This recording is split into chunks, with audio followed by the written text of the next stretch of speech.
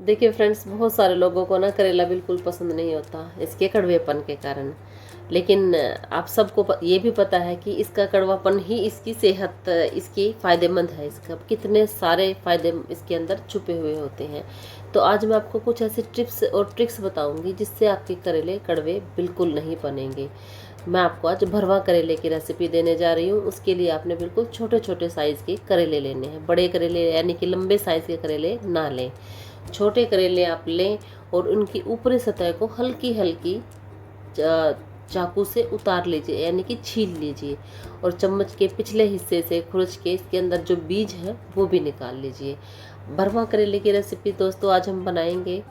और ये भरवा करेले ना, इसके अंदर जो चटनी भरी जाती है प्याज की और कच्चे आम की, इतनी टेस्टी लगती है, ज़बरदस्त।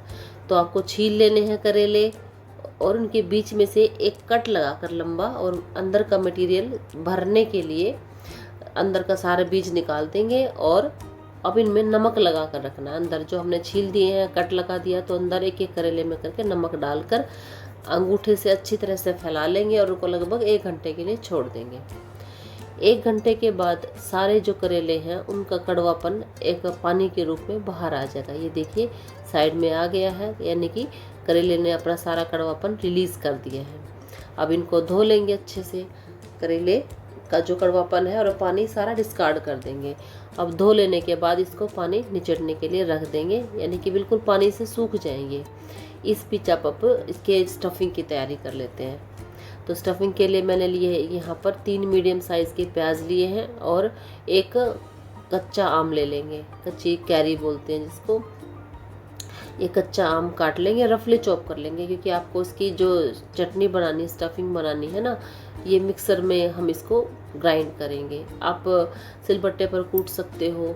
हमें इसका ना बिल्कुल पेस्ट वाला स्टफिंग नहीं बनानी है, हमें दरदरा वाला बनाना है इसका पेस्ट, मतलब इसको स्टफिंग।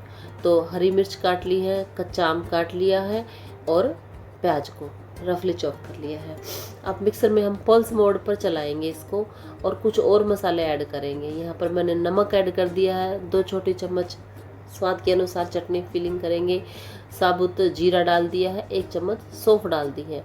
दोस्तों करेले में ना सौंफ का बहुत बहुत ज़बरदस्त टेस्ट मैटर करता है। थोड़ा सा अचार का मसाला भी डाला है मैंने, यहाँ आम का अचार होता है ना उसका मसाला डाल दिया है। जीरा, सौंफ, नमक, आम का अचार, ये इसके लिस्ट है जो इसके अंदर गई है सामान की। तो ये चटनी एक दरदरा सा हम बनाएंगे इसको, बिल्कुल बारीक पेस्ट ना बनाएं, खड़ी खड़ी सी चटनी बनाएं। अब चटनी आप इसको डायरेक्ट एज इट इज़ भी करेले के अंदर भर सकते हो, लेकिन मैं थोड़ा इसको पका लूँगी, इन द सेंस इसका पानी सूख जाए जब तक। तो 1 चम्मच तेल डाल दिया है मैंने। और फ्रेंड्स यहाँ पर सौंफ का इस्तेमाल बार बार करेंगे, 2-3 स्टेप में करेंगे करेले में। तो कड़वेपन को तो बिल्कुल भूल ही जाइए, टेस्ट एक डिफरेंट टेस्ट लेकर आएगा आपका करेला। तो हींग और सौंफ थोड़ा थोड़ा डालकर आपको वो जो चटनी आपने बनाई थी, दरदरा सा पेस्ट बनाया था, वो डाल देना है इसके अंदर। अब आपको जो पानी रिलीज़ करता है ना ये प्याज, बस वो सुखाना है। इसको हाई फ्लेम पर यहाँ हम सुखा लेंगे पानी को। और रूटीन के मसाले डाल देने हैं, हल्दी, धनिया पाउडर। अब ये डालकर इसको भून लेंगे अच्छे से, यानी कि भूनना इसका पानी सूखने तक। तो यानी कि स्टफिंग भरने के बाद ना, अब ये स्टफिंग अगर ऐसी आपने भून ली ना, तो इससे आपके करेले की जो लाइफ है वो लंबी हो जाती है। आप इसको करेले को बनाकर हफ्ते भर के लिए स्टोर कर सकते हो। अगर आपने डायरेक्ट चटनी को ऐसे ही करेले में फिल कर दिया तो वो साथ साथ आपको कंज्यूम करने पड़ेंगे। तो एक ऐसी चीज़ है करेले तो कि ये तो लंबे चलते हैं। अगर आपने ज़्यादा बना के रख लिए हैं तो साइड में एक डिश बनी रहेगी आपकी, कोई भी सब्जी बनाते रहे और आप बीच में जब मर्जी करें आप करेला निकाल के खा सकते हो। तो ये मैंने स्टफिंग अच्छे से बना ली थी और इसको थोड़ा ठंडा कर लिया है। इधर हमारे करेले का भी पानी अच्छे से निकल गया था। अब सारी स्टफिंग को हम एक एक करके इन करेलों में अच्छे से भर देंगे। फ्रेंड्स यहाँ पर अगर आपके बीज कच्चे होते ना करेले में, तो हम बीज ना निकालते, क्योंकि यहाँ बिल्कुल पके पके से बीज आ गए थे तो वो निकालने ज़रूरी थे। और ये स्टफिंग ज़्यादा भरी जाती है, अगर बीज निकाल देते तो स्टफिंग काफ़ी भरी जाएगी। तो बहुत अच्छा एक डिफरेंट टेस्ट लेकर आती है और आपकी ना शेल्फ़ लाइफ काफ़ी बढ़ती है इनकी करेलों की। तो तो आप ऐसे करके ज़रूर बनाइए, इनको चटनी को ज़रूर पकाइए, पानी निकाल लीजिए। तो इसके लिए हफ्ते भर तक आप करेले को स्टोर करके फ्रिज में रख सकते हो। अब मैंने करेलों में जितनी स्टफिंग थी सारी भर ली है, थोड़ी सी बच गई है, उसको बचा लेंगे। दोबारा से सेम पैन में हमने 2 चम्मच तेल डाला है। अब इसको एक तरह से हमें फ्राई करना है, शैलो फ्राई टाइप समझ लीजिए, भूनना है एक तरह से। तो फ्राइंग पैन में मैंने 2 चम्मच तेल डाल दिया। सरसों के तेल में मेन बनेंगे, आप किसी रिफाइंड में, घी में बिल्कुल ना बनाए करेले को आप। तो सरसों का तेल करेले के लिए मस्ट होता है। फिर से सौंफ डाली है।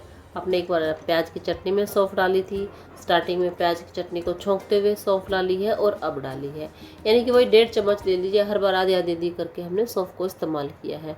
हर जगह सौंफ का टेस्ट अलग आएगा, तो कई बार इस्तेमाल कीजिए। और सौंफ का मीठापन करेले के कड़वेपन को भी कम करता है। तो ये स्टेप्स ज़रूर ध्यान रखें, इससे आपके करेले बिल्कुल कड़वे नहीं बनेंगे। तो अब फ्राइंग पैन में इनको मैंने भूनने के लिए रख दिया है। अब हमें इसकी सतह को ब्राउन करना है। बार बार अलट पलट कर हर 2 से 3 मिनट में इनको आप पलट दीजिए, कभी ढक दीजिए, कभी खुले रख दीजिए। ऐसे ऐसे करेले जब तक आप चाकू से लगा कर देखें कि आपके करेले कटने नहीं लग गए, यानी कि कच्चे ना रह जाए बस, क्योंकि अंदर का तो मामला सारा पका हुआ है। आपको केवल करेले ही देखने हैं यहाँ पर। और आपके करेले इतने बढ़िया बनकर तैयार होते हैं ना, कोई इनमें कड़वापन नहीं होगा, उल्टा आपको डिफरेंट टेस्ट इसका आएगा। तो वैसे भी बनते हैं सिंपल काट के, लेकिन आप ये स्टफ्ड करेले बना कर देखिए। ये देखिए, चाकू से मैं ऐसे लगा कर देख रही हूँ कि ये पक गए हैं कि नहीं, यानी कि तैयार हो गए हैं। ओह, और मैंने धागे की बात नहीं की। जब हमने इनको भरा था इसकी स्टफिंग, तो धागे से बांध दिया था इसको, ताकि इसकी स्टफिंग निकली ना। तो जैसे ये मैंने धागे से इसको बांध दिया ना, ये स्टफिंग में अलटते पलटते स्टफिंग निकल जाती है अगर ना बांधती तो फ्रेंड्स, मैंने ये एक तो जिक्र किया नहीं, अपनी धुन में बताती गई मैं आपको वीडियो में। तो धागे से ज़रूर बांध दीजिएगा। कोई भी न्यूट्रल कलर का धागा हो तो ज़रूर लें, वाइट लें, वो सबसे बढ़िया रहता है। मैंने लाइट ब्लू कलर का मेरे पास था, वो लिया, और करेले बनकर हमारे तैयार हो गए हैं। आप इसको, और जब भी करेले बनते हैं, मैं तो अपने घर में पीले वाली दाल ज़रूर बनाती हूँ, इतनी टेस्टी लगती है करेले के साथ। तो आप भी सेम ट्राई कर सकते हैं और मुझे कमेंट करके ज़रूर बताइए आपको कॉम्बिनेशन आपको कैसा लगा।